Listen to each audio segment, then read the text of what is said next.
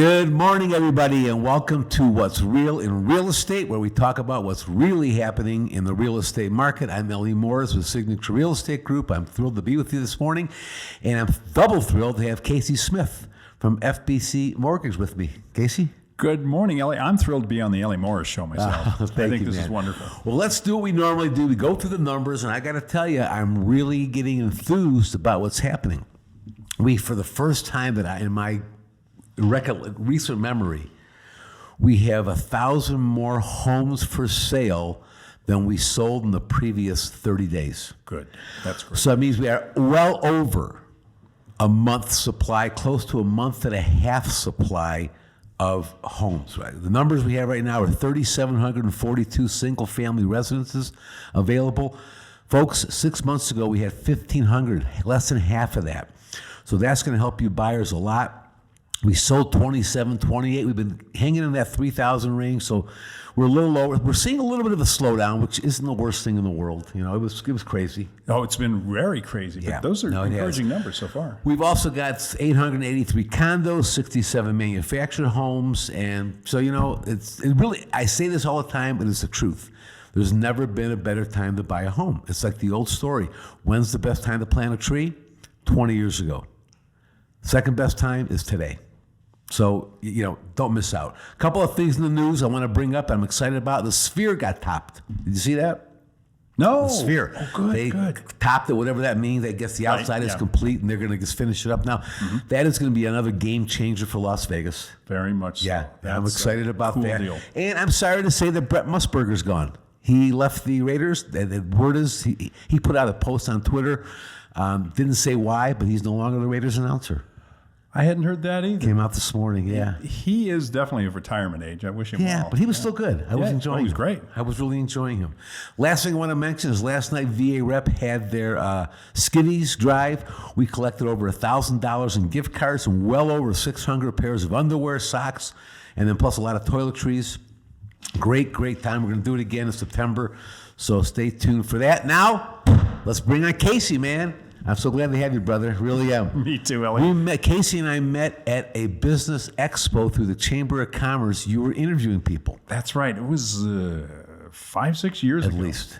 And I said, I was interviewing for a similar podcast, and I said, I need somebody gregarious who knows the market, who's outgoing, who isn't afraid of the camera. And you couldn't find him, so you asked me. And so no, they roped in the man, and we've been friends ever since. It's great. Yeah. You are one of the most gregarious people that I've met in this industry. Well, thank you. Thank you. I mean, I'm one of those that kind of shies away from networking. You do it because you have to. You thrive. You love it. I do. You know, I spent so much time in my early sales career, whether I was in the insurance business or a furniture rep or getting started in real estate, cold calling. I door knocked. I made a zillion phone calls. Smiling and dialing was one. We all did it. I used to go into malls. I used to approach people. I mean, I did any kind of cold calling you can imagine. And when I discovered this networking thing, it takes a little longer, but once you get it going, you've built a network of people that, if they like you, they will refer you. And who doesn't like Ellie Morris? Well, thank you. I'll go along with that. But it is cool, man. It is fun. Networking is a lot of fun. But give everybody a little idea of who you are and where you're from. I know you're born and raised in Casper, Wyoming. You're educated in California. Yes. And made famous in Las Vegas. To get a trumpet scholarship, actually, to Pepperdine University. So I lived in Malibu, basically on the beach in the late 70s. Pretty cool. Okay, so many memories that we can't explain right here. I'll bet. And then I got a broadcasting degree after that when I was living in Denver at it was Metro State. I think they call it Metropolitan State University now. They've got more books in their library, so they're more accredited. And I was in the TV news business for 20 plus years. And when that ship sailed, I got into the mortgage industry about 7 years ago. And it's been a real interesting ride. Yeah, it's a tough business to get started in. Mm-hmm. But the fact that you survived 7 years, you know, I know you're having great success now, and it was a struggle at first, it is for all of us. Oh, it definitely is. And in the mortgage industry, there are so many regulations and guidelines and changes. that, and you have to take a professional license exam, and we have to be licensed. And I have to say, all those years of doing news, I would read through a lot of government documents, but that test for the mortgage loan originator, that's the most well-written government document I've ever come across. Really? Yes, and it was a tough test. But I was very impressed because when I went in there, I said, you study for these things, took an online course, took that course or that test that they offered, 20 times. And so you go in hoping you know what you're talking about, and you get that test, and it's like, wow. But I passed. Good man. I made it through. Because I'll tell you, when I took my real estate test, I didn't pass the first time. I had to take it a second time. And boy, and the worst part is they gave me my score. And I think it was something like, you had to have 75 to pass, and I got a 73. I wish I would have gotten a 23 versus, just missing by 1 or 2 questions. But, it all works out. You look, the older we get, the more difficult it is to take these tests. Not that we would know. We wouldn't know about that. I've heard that from other people. Oh, you're preaching to the choir. I resemble that remark for sure. How long have you been in Vegas now? Just about 22 years. Okay. Just about 22 years. I got here in August of 2000. And you know what? It's kind of a trite phrase. I love this town. Some people said, well, it'll grow on you, or in a few years you're not going to like it. Same people that said I developed the allergies, which luckily I haven't. But I've been in tune with this town since I got here, and I have no plans to ever leave. It's a great city, and what people don't realize who don't live here, it's a great community. Mm-hmm. Oh, yeah. I mean, the people are, again, we have almost 2.4 million in the marketing area between Henderson, North Las Vegas, and Las Vegas. And, but it's a small town. Very. It's easy to get around. In Detroit, we used to, if I wanted to go from the east side to the west side during rush hour, it was a good hour and a half, 2-hour ride. Here, I can go from the far northwest to the far southeast in rush hour in 40, 45 minutes easily. And people still complain about the traffic. Yeah, I know. It's funny. I laugh about that because when I first got here, of course, I've been here 17 years. And when I first got here, the traffic, there was no rush hour. There was no rush hour. Oh, I'm sure. And now we're getting a little rush hour. People are whining about it. Spam. Yeah. Oh, my God. Luckily, our phones are on vibrate, and spam is still going on. Well, what I did, I finally went back on and re-put my wife's and my number on the do not call list. And let me tell you something. That is not the way to go. It's worse than ever now. I was going to say. It's worse than ever. Yeah. Yeah. And this week, it's been my car warranty. Oh. Somehow these people miraculously know that I don't have a car warranty, and I've been getting 3 calls a day. I got a text when I woke up this morning. I saw a text this morning that I can get full coverage car insurance for $29 a month. Just click on this link. Of course, they didn't tell me there'd be a virus behind it. So I wrote the guy back. I said, thanks, but I'm only paying $28 a month now. Good for you. I love screwing with these people. Of course, my Social Security number has been, what do they say, canceled or suspended or whatever. So I actually kept one of those people on the call for maybe 20, 30 minutes. I've done that. I don't do it anymore. I don't want to waste my time, but I used to do it. I had a warrant out for my arrest. Oh, there you go. Yeah. That's a fun one. I said to them, you know what? I'm guilty. There you go. Here I am. I'm over at this address. Just come get me. Tell them I don't want to keep running. So come on and get me. That's right. I don't want to pay for an attorney. No, this is crazy. Take me. But the sad thing is there are a lot of people that are gullible. Yes. I hate to say it, stereotype, but I will. Older people, older than us, get a little scared. And they hear about this and they're afraid. And I had a client one time, it's a terribly sad story, but she was like that, and they had enough. This was going back in like 2012, 13, when homes were $150,000, $60,000. Right. They had enough money for the down payment. Oh, she calls me up in tears. I said, I don't, she spoke broken English. I said, let's get together, have coffee. I brought her husband, and myself. We said, they sent all their money over to England. Oh. Because they saw something on Craigslist and the person was going to send them double their money back and blah, blah, blah. And bottom line is the person sent them a check to they got screwed out of over $5,000. I have a client. And they couldn't buy a house. It was terrible. But former client, he got soaked for upwards of $150,000. Wow. Yeah, be careful, folks. Believe me, if it's too good to be true, it is. And not only that, you need to pay attention because I got caught last year. You know, I'm at the office, things are going on, you're multitasking. I get an email that says, and you know, it's ironic how the timing of some of these emails, because anything you search online goes into the cookies and everybody knows what you're looking at.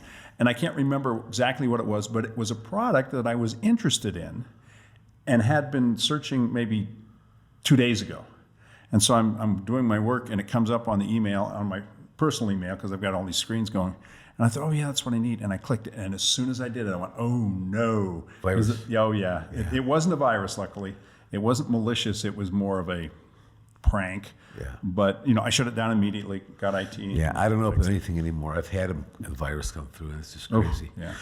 Well, let's talk about the mortgage business. How are things going and what's going on with rates and any new programs out there? There are some programs out there. A lot of people are interested in the first-time home buyer programs and the Home is Possible, the down payment assistance programs. They are still available. How are rates with those right now? Actually competitive. In the last several years, I would find a better route for a buyer than the down payment assistance program because the rates were so much higher. Yeah. And the closing costs are higher too. There are fees involved.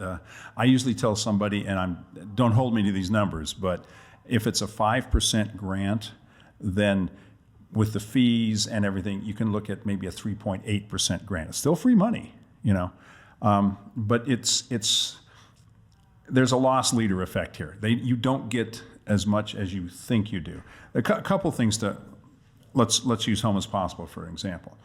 The grant amount, it comes in amounts of 0 just for an interest rate with a VA. Yeah. But those are much better rates, aren't they? And those, you sometimes you get a really good rate with that, up to 5% of a grant.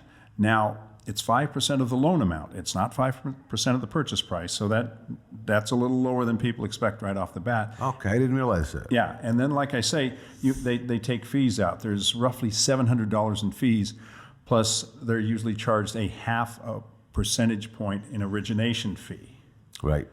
So that doesn't make it totally cost prohibitive, but it's something to consider. You know, it'll raise your closing costs. But if someone has no money to put down, then it's still the a good choice deal. is buy a home, don't That's buy a right. home. It's a heck of a way to go. And it's still out there. And like you pointed out, the interest rates are actually competitive with today's rates. What are rates currently? I know they Okay. change daily, but roughly, what are they They do at right change now? daily. Roughly, and I hate to be the bearer of bad news, but even with a good FICO score, with a conventional loan, you're looking at about 5 3/4, Oh, 5.75. okay. So we haven't which hit is- 6 yet, have we? What's that? We haven't hit 6. We have, but we've bounced off of it a little bit. And once again, people, it's predicated on your FICO score. So if the better your FICO score, the better your interest rate. Now, once you get past, let's say, an 820 or something, it doesn't change much. But there's not much room after 820. But the major point would be either 660, and that would be for the Home is Possible, or a 680. Achieving a 680 is in your best interest for interest rate. Getting a better rate. Not to make a pun there, but And yeah. again, people have to remember, and they've been so conditioned over the last 4 or 5 years to pay 2.5% to 3.5%. 5.5%, 6% is still cheap money. It is. Now, when you and I were kids, or let's say in our mid-20s, the rate was 18%. Oh, listen. I tell this all the time. I bought my first home in 1980. Rates were 18, 20, 21%. I bought it on a land contract at 11% and was bragging. At 11%. I was proud of it. So, look, when I moved here, it was 7% when I bought my first home. And Right. I didn't even give it a thought. I think that's what I did too. And it's gone down. It fluctuates. Yeah. Now, hopefully, we can get inflation in check because that's causing this rate increase right now. It's Right. inflation. Right. Can we? Well, we'll see. Who knows? The world is a mess today. I saw my buddy Stavros Anthony. You know Stavros? Yes, I met him. Running for lieutenant governor. I saw him. We were getting gas over at Costco together. Yeah. Do you know the difference? I mean, if you're with Costco or Sam's, the price was $4.85 for regular. When I drove out of the parking lot, the Chevron station on the corner of Charleston and 215 had regular for $5.50, so I saved 65 cents a gallon. So I mean, it's a lot. It's crazy. You got to shop around. Yeah, you do. You got to shop around. Not to plug any particular businesses, but that's why I shop at Smith's, because I get those fuel points at Shell. Yeah, me too. Yeah, helps a lot. Helps a lot. And we like the name Smith. That's right. Right? Who doesn't? I mean, come on. Hey, how about the latest thing I've heard? And I was always anti-ARMs, but I hear ARMs are coming back. Huge. And they're different. They're not as bad as they were before, are they? No, they're not. And ARM, adjustable rate mortgage, you've got quite a long time at a I can't call it a fix because it is adjustable, but a lot of the ARMs that we'll sell will be 5-year, 7-year, 10-year ARMs where the interest rate stays fixed for the 5, the 7, or the 10 years, with the thinking that you can refinance out of them in about 5 years because hopefully the rates will go down. Right. And what are they? Are they in the 3s? They've moved up into the 4s too. Okay. I'd love to agree with you, but yeah. And some of them, unfortunately, and it depends on the day when the market goes up or down and the inflation and the jitters and everything. Some of them are pretty comparable with the fixed rates, so it's not always. You definitely have to research it. Yeah, you have to be careful, even if it is say 3, and you've got 10 years is a long time. Let's say 5 years. Mm-hmm. Boy, 5 years isn't really that long of a time, and to get that jump, that's the problem. That's what people have to be concerned with because I've seen it happen in the 10 years ago when they were 15 years ago when the ARMs were terrible, and we saw a lot of people lost their homes because of that big bump, they couldn't afford it.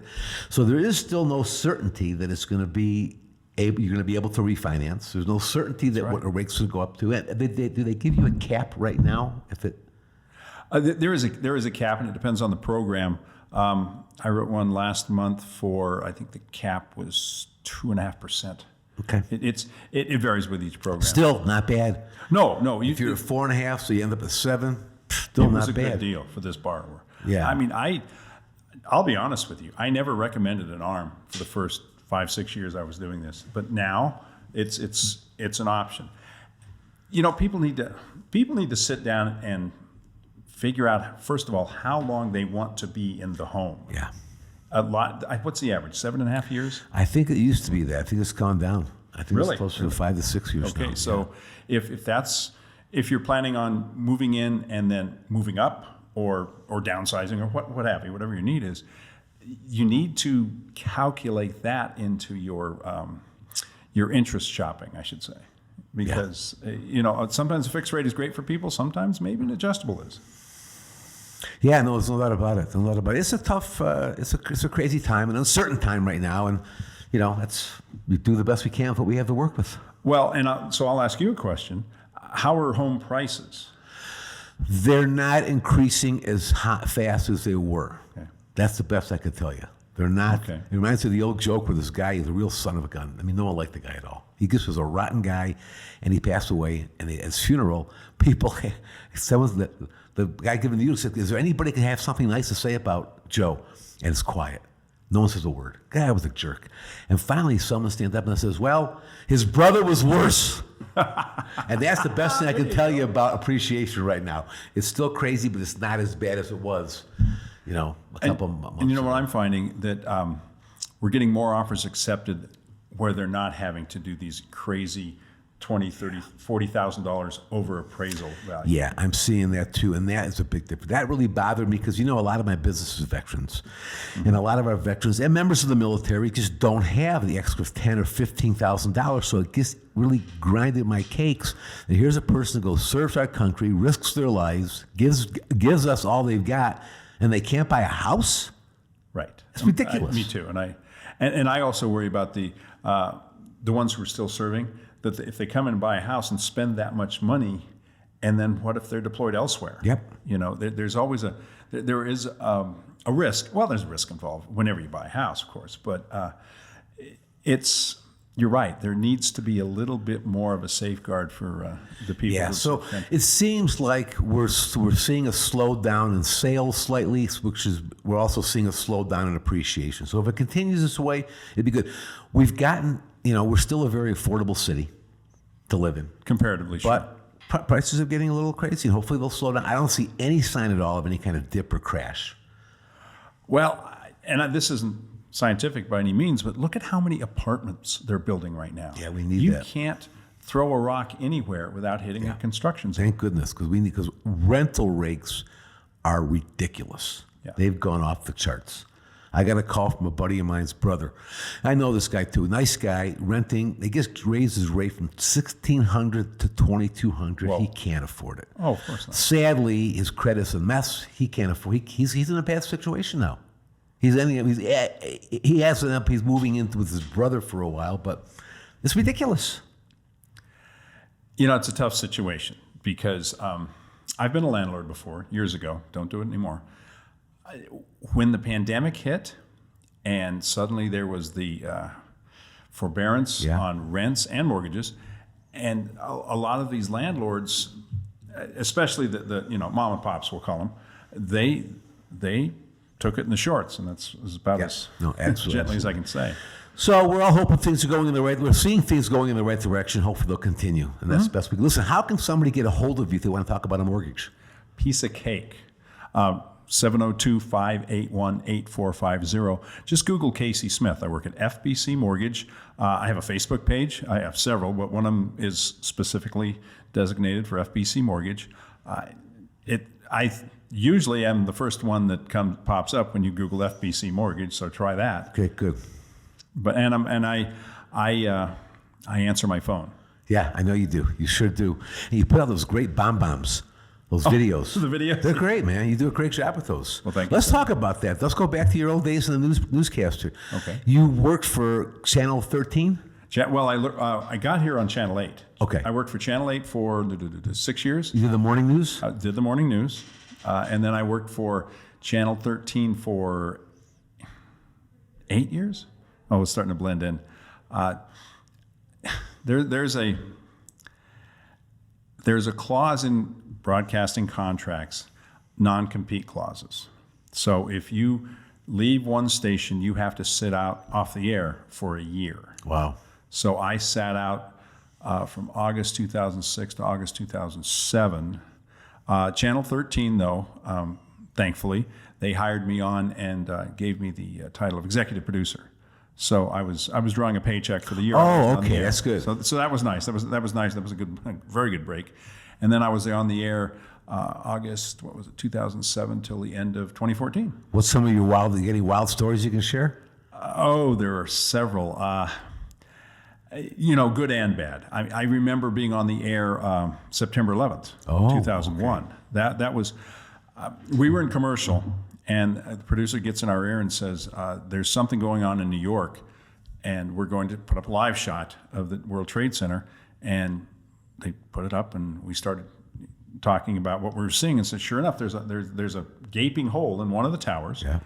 And we're not sure what it is or what caused it. And then, not 30, 40 seconds, they say, toss the network quick.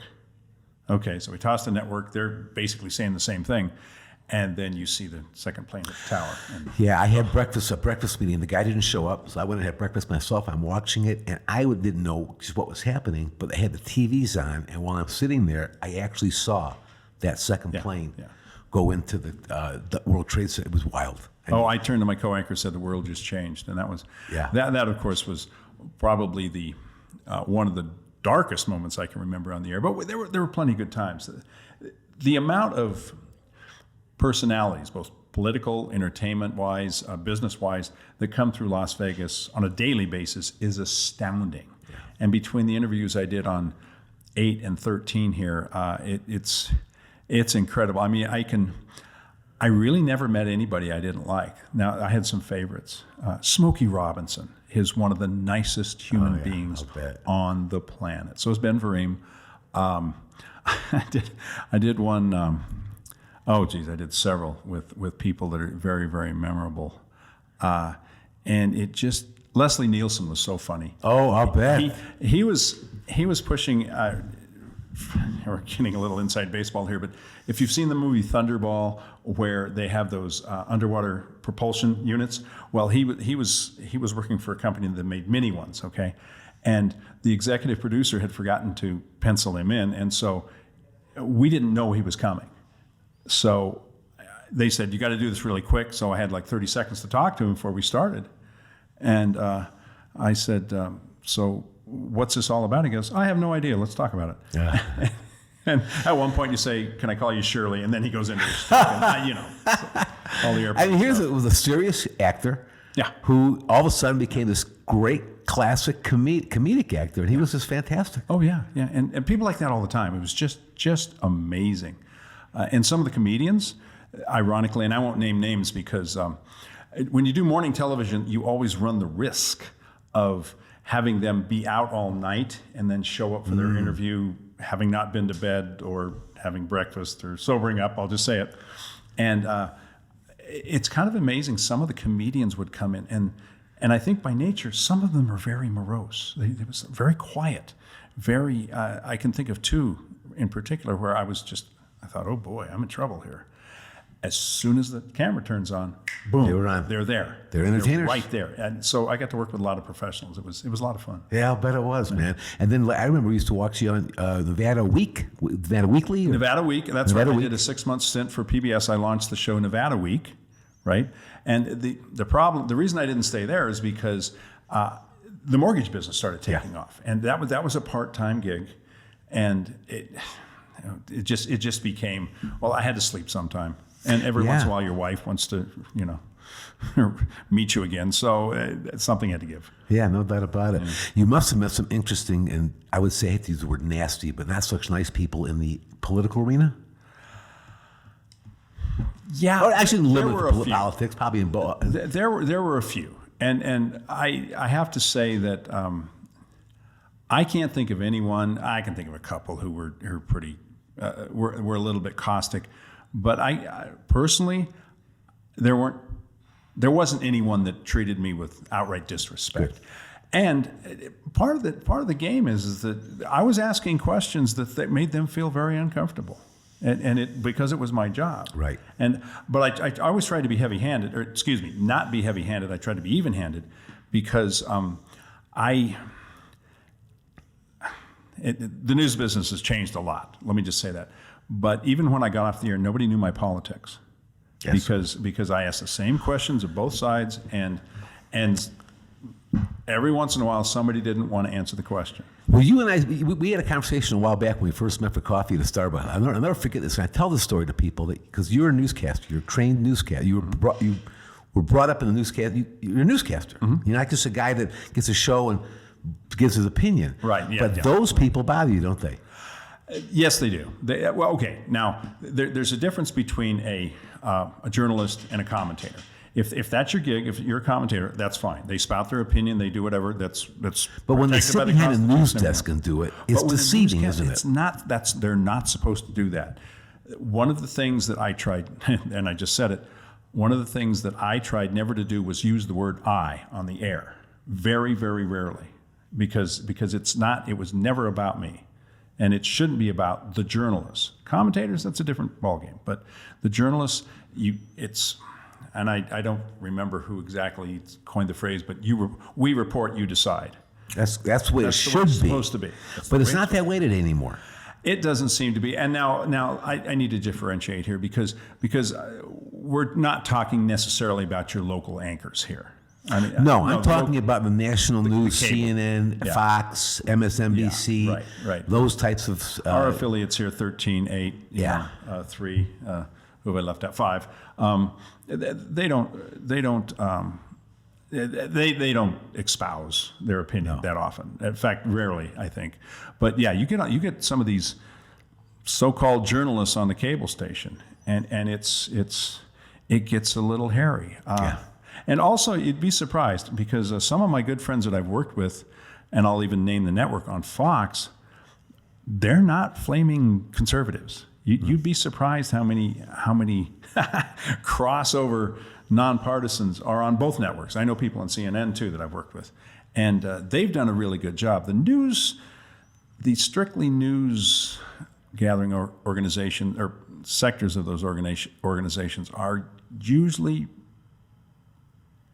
The reporters are okay, the anchors, And you know what I've learned, because I don't watch that much because I don't have much time, but I listen on Sirius Radio in my car. And even the news people on all the cable stations you can hear the bias in their voice. Well, I'm proud to say I don't watch the news. I don't listen to the news. I look at it in the morning on the paper. If something's earth-shattering, I will read it. Short of that is the comics and the sports section. That's it for me. And someone told me this years ago, I say it a lot, but I really liked it, is that when you read the front page, you read about man's failures. When you read the sports section, you read about men's accomplishments. Big difference. That's And very the comics, I always get a good laugh out of that. I mean, yeah, one of our sayings in the news business is we don't report on planes that land safely. Yeah, that's right. That's right. And that's sad, but true, you know. No, I know it is. Listen, we're running out of time. I want to ask you a couple more questions about Las Vegas, because I like to always ask our guests, because you've been in town, 20 plus years. Mm-hmm. You said you got here in how many years? 27 years? 2000. 2000, okay, 22 years ago. You got a favorite restaurant? I know I've seen you over at Lazy Dog a few times, but any favorite restaurants? Several. Oh boy, I'm gonna say Lazy Dog. It's a great place, isn't it? Okay, we don't have our dogs anymore. I suffered a heart incursion, we'll call it, and so there's a lot of restaurants I can't eat at anymore because I have to do the heart healthy thing. Yeah. But favorite restaurant. No more pastrami at Bagel Mania for us, huh? No, that was good. Oh, I missed that. I like Fleming's. Yeah, I like Fleming's. T-Bones. Place called Eddie's, a Mexican restaurant. I can't go there much anymore because they, for some reason, don't let me eat flour tortillas. That's a real no-no. How about shows? Any favorite shows in town? I haven't seen a show in town for quite a while. I've been so busy. The show that blew me away the most was Jersey Boys. Oh, When I go back and think of all the shows, because I saw a lot of shows. When I first got here, I saw just about everything. Do you do much outdoor activities? Not as much as I used to. This is a great city for that. People don't realize it. It is. It's my outdoor activities right now are fixing up my yard. Yeah. Yeah, I've been negligent because the last couple of years in this mortgage industry, I'll tell you what, and the real estate industry have been just crazy. Yeah. No, that is I find working in the yard my solitude. That's my place where I can go and block everything out. Mm-hmm. Me too. And it's good to do. I used to take the dogs for walks, of course, every morning, and I still do that. I get up early in the morning and go around my favorite park and walk around, try to get my head. Mornings in Las Vegas are fabulous. 73, 75 degrees. It's just beautiful. Man. Yeah, it's coming, but you're right. Yeah, you got to go early. Yeah. You got to go early. If you go at 2:00 in the afternoon, you deserve what you get. Yeah, that's just crazy. It's too hot. Now we're getting to the 100 days of 100 degrees is beginning. Well, as we always say, it's a dry heat. Yeah, for the most part. Believe me. We do have our monsoon, but I'll take it. I'll take it all day long. This is a wonderful place. Hey, it's a little warm in July and August, but yeah. We don't have hurricanes. Yeah. We do have earthquakes, but they're mild. Okay, we don't have tornadoes. We don't have snow. No. If you want snow, you go up to Mount Charleston. That's right. That's it. They can have it. Well, Casey, thank you, my friend. I appreciate you coming on. I appreciate your friendship. How long did we talk here? Half hour. Half hour? No, we just started. So you're the pro. That's right, man. That's right. Well, listen, folks, I thank you for paying attention. Listen to us. Casey, again, for coming on. Have a safe weekend. Be nice to everybody. It's still crazy out there. One more time, your phone number. 702-581-8450. And I'll put it up on the post. Thanks, everybody. Have a great weekend. Beta, thank you again. Bye, everybody.